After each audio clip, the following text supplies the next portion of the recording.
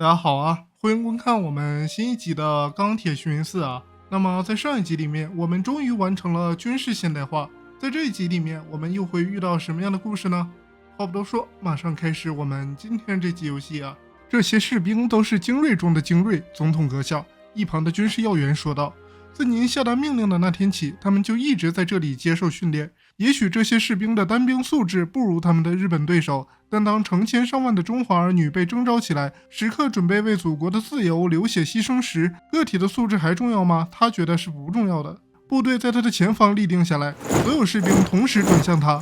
一名军官喊道：“向总统阁下敬礼！”这1000名士兵跟着呐喊。10年卧薪尝胆，终于苦尽甘来。他们的喊声似乎在说，这一切都是值得的。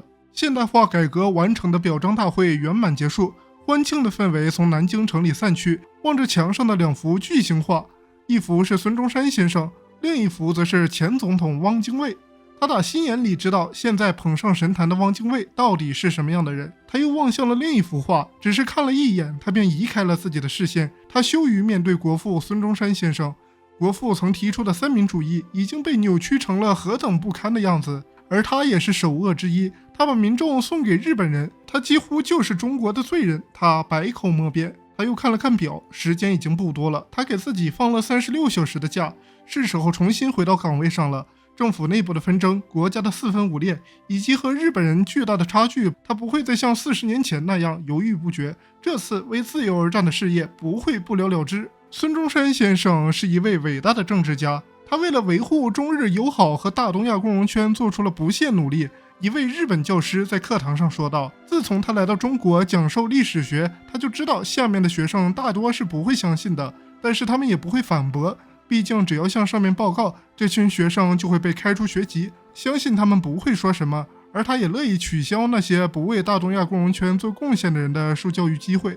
可是这一次不一样了，起初下面的声音很小，但很快就汇聚成了巨大的声音。他大声地说，亚洲团结没错，可是在日本人的操纵下，亚洲团结的理想现在只剩下了皮囊，而大东亚共荣圈也只是日本为了获得最大利益压榨中华人民的幌子。随着讨论的人数越来越多，老师觉得他已经压不住场了，他逃出了会场。他知道这些学生已经触碰了红线，他们无论如何都保不住学籍了，他自己只要向上级打个报告，一切问题都将迎刃而解。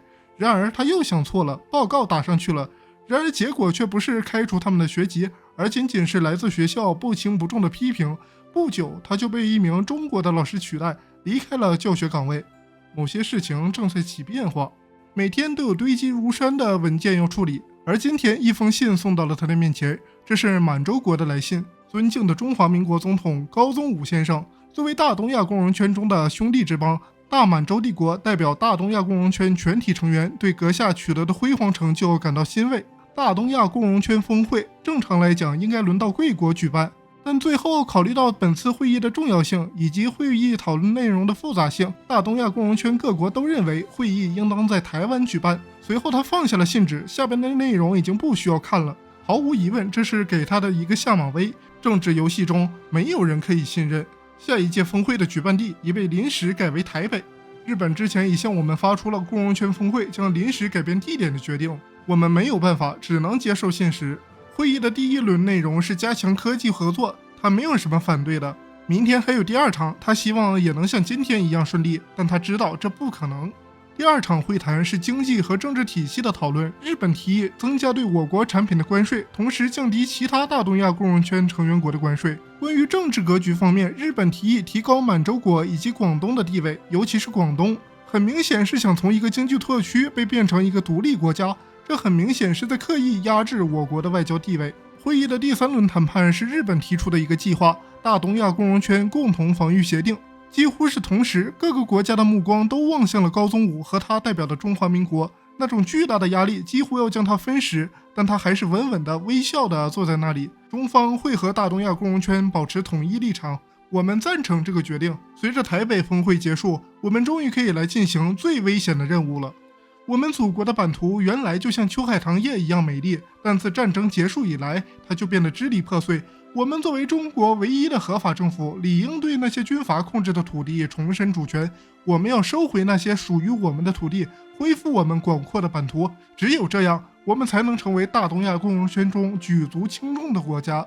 而高宗武也得到了千载难逢的机会，日本人同意中央政府收回山西、西康、广西这几个军阀势力，代价是支出高昂的费用。这笔巨款对于中国来说是不小的数目，但他愿意付出。接下来他要步步小心，时刻注意，因为中华秋海棠叶必将归于一统。旧国民革命军终于在西北和日本彻底爆发了军事冲突，他立即意识到这一事对统一进程的影响。之前镇压云南暴动，极大地影响了各方势力对于政府的信任。如果这一次再出了任何问题，那想都不用想，统一基本上是不可能的。他立即叫来了自己的秘书，让他立即通知国安局的人到他办公室来一趟。这次危机只能由他亲自处理，抓紧时间，抓紧时间。有2个师身穿旧军服抵达了西北，这2个师除了服装上和地方部队完全相同，相信其他地方会有一些不一样的。我们之前进行了军事改革，现在检验成果的时候终于到了。告诉大家一个非常不幸的消息，所谓的国民革命军第40集团军已经打败了我们亲爱的日本盟友的西北派遣军。我们一定会守好边界，不让这群所谓的国民革命军突破我国的边境的啊！旧国民革命军深知自己无法抵御我们无敌的军队，所以也向我们投降了。我们一定会严惩之前战争的相关责任人。当然了，这么微不足道的事情就不用日本人亲自处理了，我们会处理好的。之后呢，再把相关文件交给他们。通过军事、政治、经济等手段，我们终于将领土收复成了现在的样子。曾几何时，我们将中国地图称为秋海棠叶，因为它就像秋海棠一样美丽。一场痛苦的战争之后，中国变得山河破碎，美丽的秋海棠叶被肢解，中华民族自此臣服于旭日之下。我们正一点点将地图拼回原来的样子。现在我们已经拼好了半块秋海棠叶，我们不会止步于此，我们会继续前进。中华秋海棠叶终将再度一统，不过那就是下一集的事情了。如果你喜欢这个视频的话呢，不妨点个赞啊，再订个阅啊，这样就可以第一时间收看到我最新的视频影片了。那么我们今天这集就到这里了，大家再见。